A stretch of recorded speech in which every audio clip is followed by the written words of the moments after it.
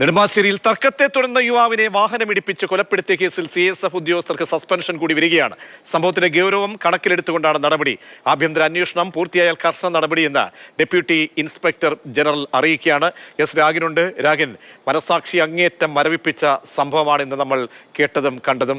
ഈ രണ്ട് ഉദ്യോഗസ്ഥരുടെ കൃത്യം സംബന്ധിച്ചൊക്കെ CSFന് അതിൻ്റെ നടപടിക്രമങ്ങളുണ്ട്, ചിട്ടവട്ടങ്ങളൊക്കെ ഉണ്ട്. അതൊന്നും പാലിക്കാതെ അങ്ങേയറ്റം ദാരുണ സംഭവത്തിൽ ഏർപ്പെട്ട ഉദ്യോഗസ്ഥർക്ക് എന്ത് ശിക്ഷയാണ് പ്രാഥമികമായി CSFന്റെ മേലുദ്യോഗസ്ഥർ ഉറപ്പുവരുത്തുന്നത്? പ്രജീഷ്, കഴിഞ്ഞ രാത്രി അത്യന്തം ക്രൂരവും നിന്ദ്യവുമായിട്ടുള്ള പ്രവൃത്തിയാണ് ഈ CISF ഉദ്യോഗസ്ഥരുടെ ഭാഗത്തു നിന്നും ഉണ്ടായത്. അതിന്റെ അടിസ്ഥാനത്തിൽ ആണ് ഇപ്പോൾ ഒരു നടപടിയിലേക്ക് പോയിരിക്കുന്നത്. ഇതിൽ airport south zone deputy inspector ജനറലിന്റെ വാർത്താക്കുറിപ്പാണ് വന്നിരിക്കുന്നത്. ആർ പൊന്നി IPSന്റേതാണ് വാർത്താക്കുറിപ്പ്. അവർ വ്യക്തമാക്കുന്നത് ഈ രണ്ട് ഉദ്യോഗസ്ഥരെയും, അതായത് വിനയ് കുമാർ SI ആണ്, അതോടൊപ്പം തന്നെ മോഹൻ കോൺസ്റ്റബിളുമാണ്. ഈ രണ്ടു പേരെയും അടിയന്തരമായി സസ്പെൻഡ് ചെയ്യുന്നു എന്നതാണ് ആ വാർത്താക്കുറിപ്പിൽ പറയുന്നത്. അതോടൊപ്പം തന്നെ അത്യന്തം അൺഫോർച്ചുനേറ്റ് ആയിട്ടുള്ള ദൗർഭാഗ്യകരമായിട്ടുള്ള ഒരു ഇൻസിഡന്റ് ആണ് ഇതുമായി ബന്ധപ്പെട്ട് ഉണ്ടായിരിക്കുന്നത്. ഈ സംഭവത്തിൽ ഈ CISFന്റെ നേതൃത്വത്തിൽ, ഉന്നത ഉദ്യോഗസ്ഥ നേതൃത്വത്തിൽ ഒരു ആഭ്യന്തര അന്വേഷണം നടന്നു വരുന്നു എന്നതാണ് ഇതിൽ പറയുന്ന മറ്റൊരു കാര്യം.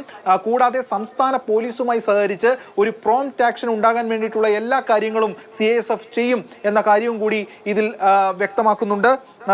ഇതോടൊപ്പം തന്നെ പറയുന്നത് ഈ ഔട്ട്കം, അതായത് ഈ അന്വേഷണത്തിന്റെ ഒരു ഔട്ട്കം വരുന്ന മുറയ്ക്ക് അതിൽ കൂടുതൽ ശക്തമായിട്ടുള്ള ഡിസിപ്ലിനറി ആക്ഷൻ ഉണ്ടാകും എന്ന കാര്യവും കൂടി ഇപ്പോൾ CISF വ്യക്തമാക്കുകയാണ്. എന്തായാലും ഈ സൂചിപ്പിച്ചതുപോലെ ഈ രണ്ട് ഉദ്യോഗസ്ഥർ അവർ വഹിക്കുന്ന പദവി മറന്നുകൊണ്ട് അത്യന്തം പൈശാചികമായ രീതിയിൽ ഒരാളെ വാഹനം ഇടിച്ച് കൊലപ്പെടുത്തുകയാണ്. തികഞ്ഞ ഇന്റൻഷനോടുകൂടി, അതായത് ബോണറ്റിന് മുകളിൽ ഏകദേശം 1 കിലോമീറ്ററോളം ദൂരം ഈ ഐവിനെ വലിച്ചുകൊണ്ടുപോയി മറച്ചിടുകയാണ് ചെയ്തിട്ടുള്ളത്. അങ്ങനെ വളരെ കൃത്യമായ രീതിയിൽ ഒരു മർഡർ പ്ലാൻ ചെയ്ത് നടപ്പാക്കിയെന്ന രീതിയിലാണ് കാര്യങ്ങൾ വന്നിരിക്കുന്നത്. അതിന്റെ വിശദാംശങ്ങളും ഇതിനോടകം പുറത്തു വന്നു കഴിഞ്ഞു.